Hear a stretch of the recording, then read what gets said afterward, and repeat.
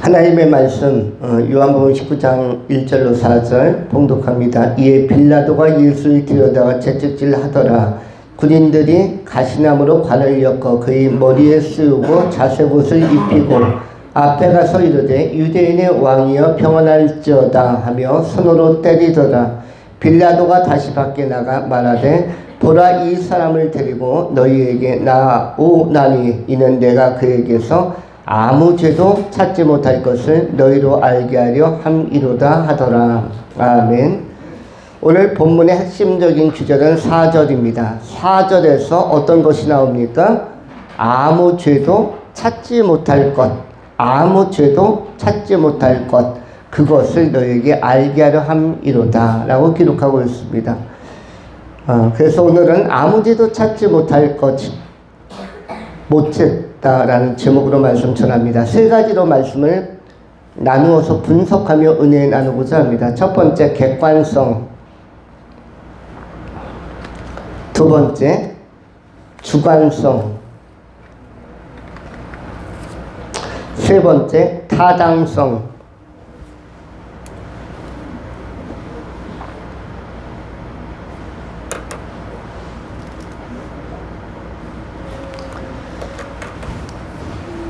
우리 한반도도 이제 새해를 맞이하면서 1, 2, 3월에 걸쳐서 죄를 찾을 것이냐 또는 아무 죄도 찾지 못할 것이냐로 조금은 민감할 것입니다. 여러분은 어떻게 생각을 하십니까? 여러분에게 통찰과 또 예지력이 있다면, 해안이 있다면 여러분은 흐름을 읽을 수 있어야만 합니다. 죄를 찾을 것인가, 찾아낼 것인가, 또는 아무 죄도 찾지 못할 것이냐. 여러분 나름대로 판단을 하고 있을 것입니다. 여러분 둘 중에 한 판단이 맞을 수도 있고 둘 다 틀릴 수도 있습니다. 그러나 둘 중에 한 판단이 맞을 가능성이 높습니다. 근데 본문 4절에서는 예수님이 이렇게 말씀하셨습니다. 똑같은 재판의 자리였는데 내가 그에게서 아무 죄도 찾지 못할 것이라고 표현했고, 그 다음에 그것을 너희로 알게 하려 함이로다. 오늘은 먼저 객관성에 관한 말씀을 나누고자 합니다. 객관성이라는 것은 본문에서는 복음의 보편성 내지는 객관적인 화해에 관해서 말씀하려고 하는 것입니다. 오늘 이 재판이 무엇으로 시작되냐면 1절에 빌라도가로 시작합니다. 빌라도가. 왜 요한복음은 유독 빌라도를 강조할까요? 마태, 마가, 누가복음, 이른바 마태복음, 마가복음, 누가복음은 공관복음이라고 합니다. 공관복음은 빌라도의 재판을 강조하지 않습니다. 그런데 우리 사도신경에서도 채용하고 사도신경에서도 한 기절에 나오는 것처럼 본디오 빌라도에게 고난을 당하시고라고 되어져 있는데, 왜 빌라도의 재판을 요한복음 18장에서도 상세하게 기록하고 요한복음 19장에서도 상세하게 기록할까요?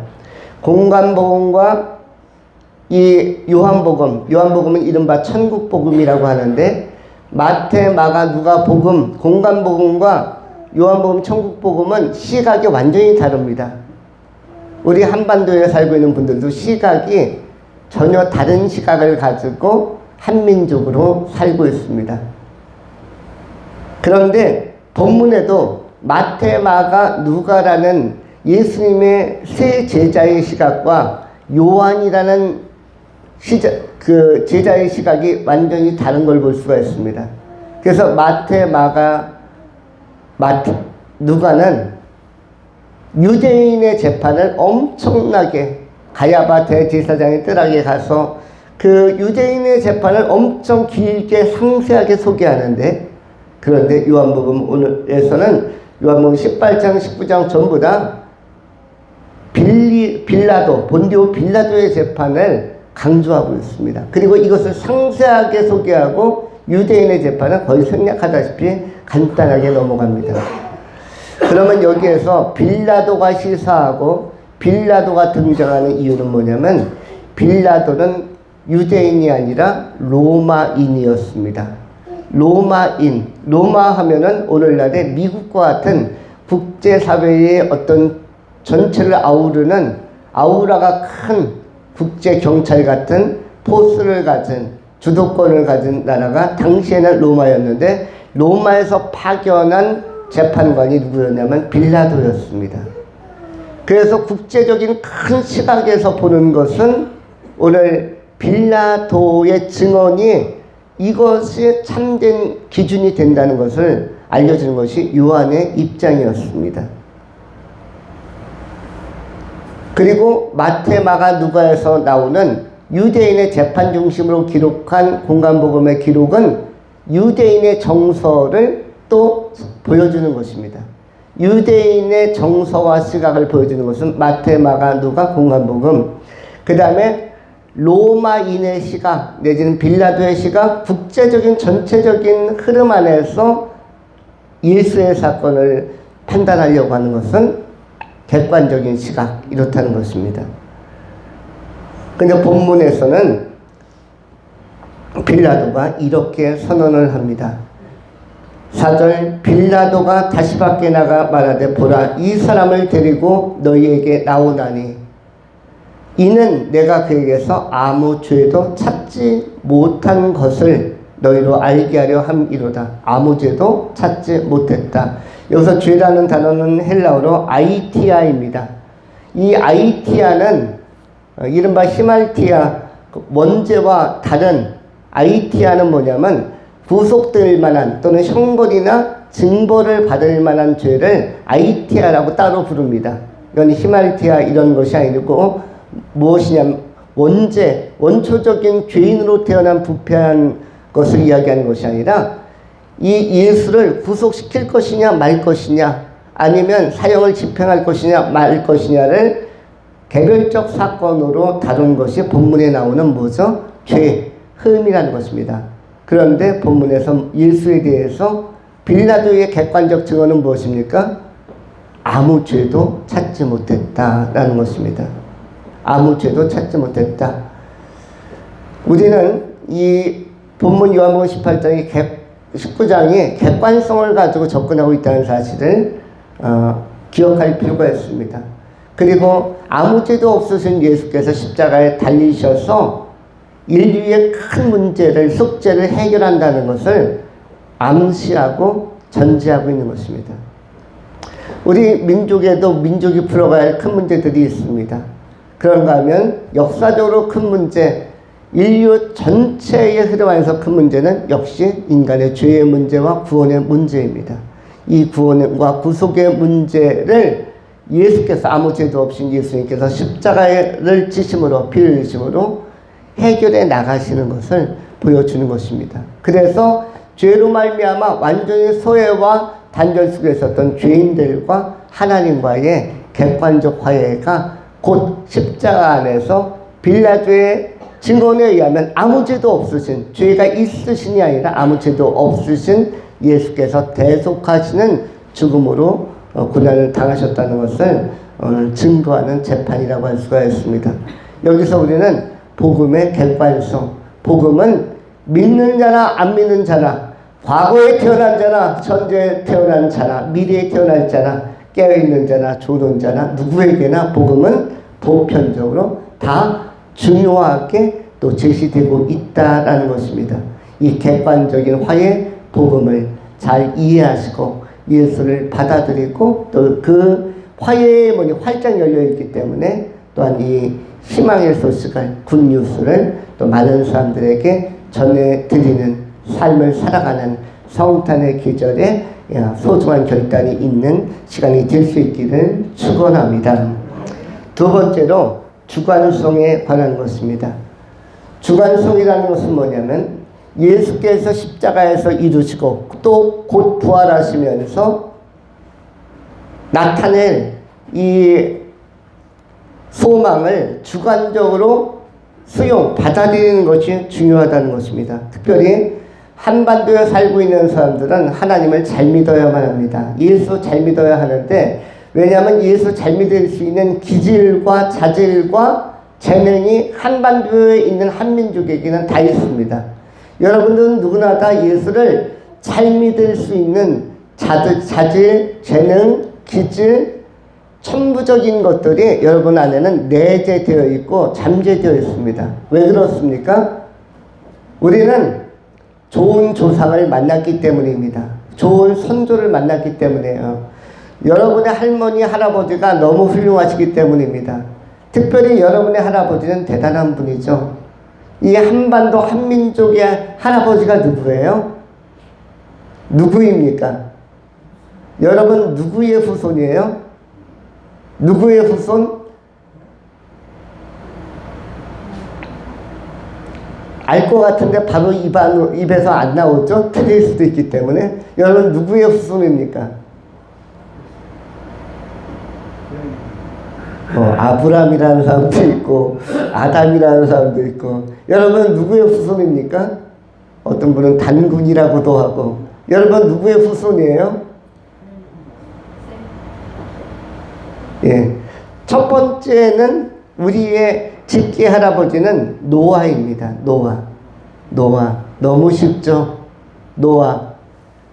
왜냐하면 노아 이전 사람들은 물로 다 멸망했기 때문에 거기는 우리와 큰 상관이 없는 인간의 형상과 모양은 물려주었지만 직계 할아버지는 누구예요? 직계 할아버지는 노아 할아버지가 유일합니다. 그럼 우리 할아버지가 누구다? 노아이다. 노아하면 하나님을 경외하고 하나님과 동행하며 굉장히 오랜 시간을 하나님과 함께 살았던 그 위대한 하나님의 역사를 경험한 노아 그 홍수 사건에서 살아남은 아주 유일한 당대의 사람이라고 볼 수가 있습니다. 노아와 노아의 가족. 그리고 또 하나의 할아버지가 누구죠? 훌륭하신 우리의 선대 할아버지가 여러분 가운데 말씀하셨던 셈이라고 할 수가 있죠. 첫 번째 아들 장자의 피가 여러분 안에 흐르고 있습니다. 장자의 피가. 여러분들은 장자의 피가 흐르는 당당히 하나님을 경외했던 조상을 가진 여러분의 족보 맨 위에는 노아가 있고 그 다음에 셈이 있습니다. 엄청 당당하고 영적 권세를 가진 할아버지 밑에서 여러분이 태어났기 때문에, 그렇기 때문에 한반도에 사는 우리 한민족은 하나님을 잘 믿을 수 있는 재능도 있고 잠재력도 있고 내재성도 있는 것입니다. 지금 우리 대한민국이 전 세계에서 하나님을 가장 잘 믿는 국가 중에 한 국가, 미국과 더불어서 투톱을 이루고 있는 탑2를 이루고 있는 근원적인 동인 그 배경에는 바로 우리는 노아 할아버지, 셈 할아버지의 그 본능적인 신실함이 우리 안에 지하수처럼 흐르기 때문입니다. 표면적으로 흐르지 않아도 우리 안에는 아주 원초적으로, 생내적으로, 태생적으로 뭐가 있다? 하나님을 믿으려는 마음, 영혼을 사모하는 마음이 우리 한반도 사람들에게는 다 있습니다. 그래서 우리가 여러분이 사랑하는 사람들, 아끼는 사람 있으면 기도를 하실 때 끝까지 하십시오. 여러분이 그들의 회심을 보든 안 보든 끝까지 하시면은 그들 안에 있는 잠재성이 언젠가 깨어날 것입니다. 여러분이 살아있을 때 깨어날 수도 있고 여러분이 세상을 떠나고 나서 깨어날 수도 있습니다. 왜냐하면 특별한 조상을 가진 특별한 믿음의 계보 안에서, 믿음의 가문 안에서 우리가 그 영적 배경이 아주 탄탄하기 때문입니다. 우리가 역사적으로 여러 고난과 고초가 있어서 이 잠재성이 현실성으로 드러나지 못한 사람들도 있습니다. 그런데 그것이 본심은 아닙니다. 본심 때문에 안 믿는 것이 아니라 뭔가 묶이고 막히고 장애 요소가 있어서 하나님 믿는 것에 지체, 믿어야 되긴 하는데 그 지체가 현실적으로 늦게 일어나는 것이에요. 그러나 언젠가는 그것이 안으로부터 내재적인 것이 이렇게 올라올 수가 있는 것입니다. 예를 들어서 여러분 여진이라는 것이 있죠. 지진이 일어나기 전에, 화산이 폭발하기 전에 처음에 뿌르릉뿌릉 하는 것들이 꿈틀꿈틀하는 것이 그런 시간이 오랫동안 있습니다. 그러다가 한번 올라오는 것처럼 인생에 있어서도 하나님을 만나는 시점이 지체되는 사람들이 있습니다. 그런데 누군가 기도하고 누군가 널 위하여 누군가 그를 위하여 기도하면은 빠르면 금생에 그의 회심을 보는 것이고 또 늦으면 우리가 이 세상 떠나서 그들의 회심, 그들이 하나님 앞에 서는 모습이 또 열매로 결과로 나타날 수 있는 것입니다. 그래서 기도 외에는 다른 이유가 없기 때문에 기도하라고 하는 것입니다. 만약 여러분에게 사랑하는 사람이 있다면, 관심 있는 사람이 있다면 기도하십시오. 기도하시면은 여러분들이 금생의 열매를 볼 수도 있고 여러분이 이 세상 떠나 천국에 가 있는데 그들의 힘을 볼 수가 있는 것입니다. 왜냐하면 뭔 좋기 때문에 그 자질이 좋기 때문에 우리 한반도에 있는 사람들은 다 제목이 좋은 제목이라고 할 수 있습니다.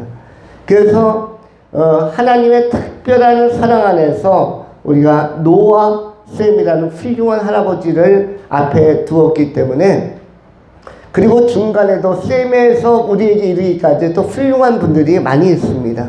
훌륭한 믿음의 선배들이 많이 있고 믿음의 조상들이 있기 때문에 우리가 예수를 잘 믿는 것, 하나님 잘 믿는 것은 당연한 것입니다. 당연한 것이고 이렇게 좋은 조상, 좋은 훌륭한 우리의 선대를 자산과 유산으로 가지고 있는 배경으로 가지고 있는 우리들은 조금 더 분별하면서 하나님 앞에 나가야 할 것입니다. 성탄이 다가온 계절에 내가 잘 믿어야 할 이유가 있고 또 우리 형제자매가 또 우리 믿음의 공동체가 잘 믿어야 하는 이유가 있는 것입니다. 우리는 주관적으로 예수를 더 깊게 고백하는 것이 필요합니다. 성탄절에 있어서 중요한 것은 내가 예수께 나아가기 위하여 한 번 더 결단하는 것입니다. 예수를 조금 더 힘있게 증거하기 위하여 예수를 더 선명하게 알기 위하여 조금 더 애쓰는 결단이 이제 생명의 구주로 오신 예수 그리스도를 기쁘게 하는 아름다운 이름을 이 성탄이 가까운 주일 가운데 여러분이 마음에 새기실 수 있기를 축원합니다. 마지막 세 번째로 타당성에 관한 것입니다. 오늘 빌라도는 나름대로 로마인으로서 합리성과 논리성을 다 갖춘 사람이었고 타당성을 가진 사람이었습니다. 타당성의 내용은 세 가지죠. 분별, 통찰, 그리고 균형이라고 할 수가 있습니다. 분별하고 통찰하고 균형을 갖고 이것을 갖다가 여호수아서 1장에서는 뭐라고 표현합니까? 좌로나 우로나 치우치지 않는 자세라고 합니다. 여호수아 1장에 잘 기록되어진 우리 그리스도인들의 자세, 앞으로 우리가 사는 동안에 크고 작은 환경적인 격변 또 여러 가지 어려움이나 환난이 올 수도 있습니다. 그러나 언제나 그리스도인의 자세는 한 가지 자세를 동일하게 견지할 수 있어야만 합니다. 여호수아서 1장 5절부터 성경은 이렇게 기록합니다. 내 평생에 너를 능히 대적할 자가 없으리니 내가 모세와 함께 있었던 것 같이 너와 함께 있을 것임이라.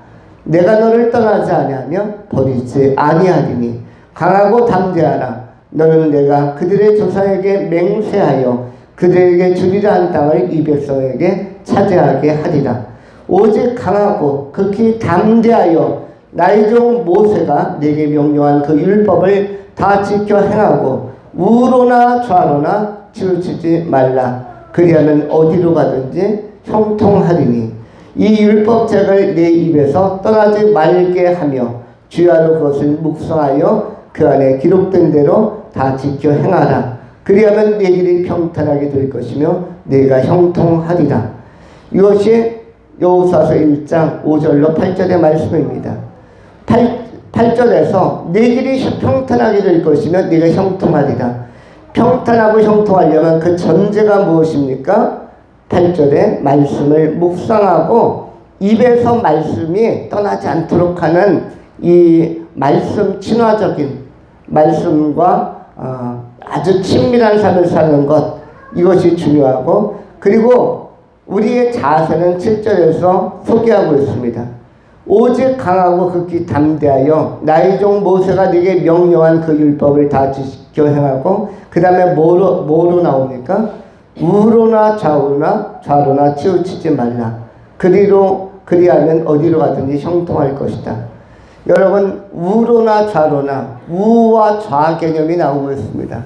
한반도야말로 우 개념과 좌 개념이 굉장히 많이 그 대립구도 안에서 쓰여지는 그러한 지형이라고 할 수가 있습니다. 우 아니면 좌. 그런데 형통하기 위해서는, 형통하지 않으려면 우나 좌를 택하면 됩니다. 우나 좌를 택하면 뭐뭐 할 수 있다? 형통하지 않을 수 있고, 뭐뭐 할 수 있다? 평탄하지 않을 수 있다. 그것이 본문의 내용이죠. 그러면 무엇입니까? 우로나 좌우로나 치우치지 말고 우와 좌를 다 보라는 것입니다. 우측도 보고 좌측도 봐야죠. 우리가 교통신호 걸어갈 때 좌측만 보고 가면은 우측에서 오는 차를 못 볼 것이고, 우측만 보고 가면 좌측에서 오는 차를 못 볼 것이고, 우와 좌를 같이 이야기하는 것은 우로나 좌를 다 보되 그것이 객관적으로 어떤 내용을 가지고 있는지, 어떤 시각을 가지고 있는지, 어떤 논지를 가지고 있는지를 보되, 그런데 뭐 하는 게 중요하다? 치우치지 말라는 건 뭐죠? 균형을 잡으라는 것입니다. 밸런스를 딱 잡고, 밸런스의 기초가 뭡니까? 말씀입니다. 말씀. 대한민국에서는 일반적으로 사회생활 속에서는 법이나 헌법이 이 기초를 잡아주는, 밸런스를 잡아주는 어떤 척도가 되기도 합니다. 기준치가 되기도 합니다.